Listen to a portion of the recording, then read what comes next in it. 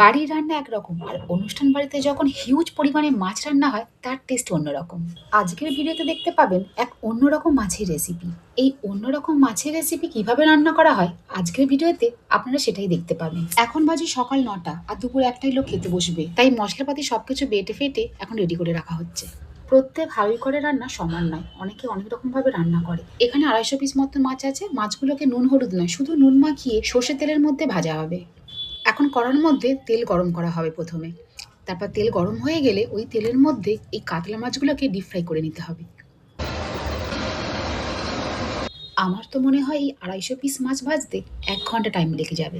তবে ওনারা বললেন তেল গরম থাকলে খুব একটা বেশিক্ষণ নয়, আধ ঘন্টার মধ্যেই এই সব মাছ ভাজা হয়ে যাবে। মাছের এই রেসিপি হয়ে গেলে আবার চিকেন কষাও আছে, তবে সেটা একটা অন্য ভিডিওতে দেখাবো। গরম তেলের মধ্যে গোটা গরম মশলা ফোড়ন দিয়ে বেটে রাখা পেঁয়াজগুলো দিয়ে দেওয়া হলো। এখন দিয়ে দেওয়া হলো রসুন বাটা। এখন পেঁয়াজ আর রসুন ভালো করে কষিয়ে নেওয়া হবে। এবার দিয়ে দেওয়া হলো কাঁচা লঙ্কা বাটা। ৬ মাসের একটি বাচ্চার মুখে ভাতের অনুষ্ঠান আজ, তাই নিমন্ত্রিত লোক খাওয়ার আগে তার জন্য আগে তুলে রাখতে হবে। এখন দিয়ে দেওয়া হবে বেশ অনেকটা পরিমাণে টমেটো পেস্ট, আর কাঁচা লঙ্কা বাটাটা পরে টেস্ট অনুযায়ী আরও অ্যাড করা হতে পারে। তাই এইগুলোকে দিয়ে এখন ভালো করে কষিয়ে নেওয়া হচ্ছে।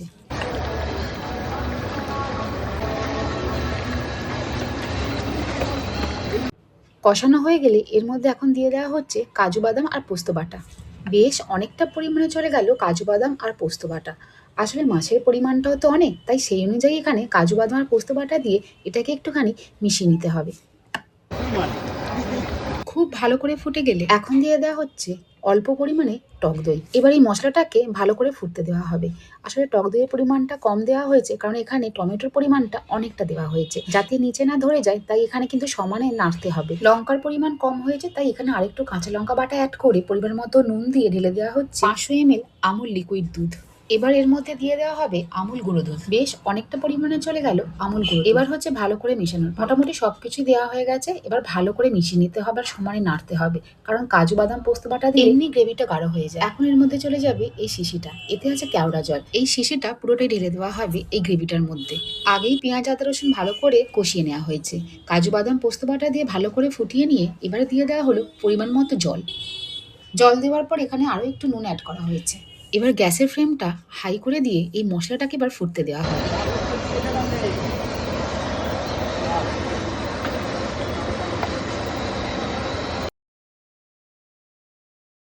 এখন এর মধ্যে অ্যাড করে দেওয়া হচ্ছে অল্প পরিমাণে চিনি। এবার গ্রেভিটা মোটামুটি রান্না হয়ে গেছে, আর একটু নেড়ে নিলেই হয়ে যাবে। এখন এই ভাজা কাতলা মাছগুলোর উপর ছড়িয়ে দেওয়া হচ্ছে অল্প একটু সিক্রেট মশলা আর গোটা গরম মশলা গুঁড়ো। এবার এর মধ্যে উপর থেকে ঢেলে দেওয়া হবে ভালো ঘি।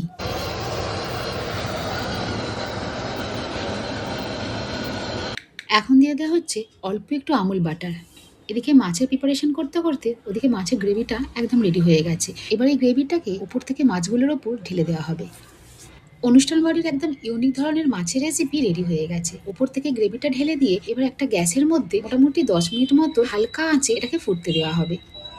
এই হয়ে গেল অনুষ্ঠান বাড়ির ২৫০ পিস কাতলা মাছের একদম ইউনিক রেসিপি। হালকা আঁচে ১০ মিনিট ফোটাবার পর উপর থেকে গার্নিশিং এর জন্য এখন দিয়ে দেওয়া হচ্ছে অল্প পরিমাণে খোয়া ক্ষীর। অনুষ্ঠান বাড়ির এই কাতলা মাছের রেসিপি দুপুরবেলায় গরম ভাতের সাথে দারুণ লাগবে।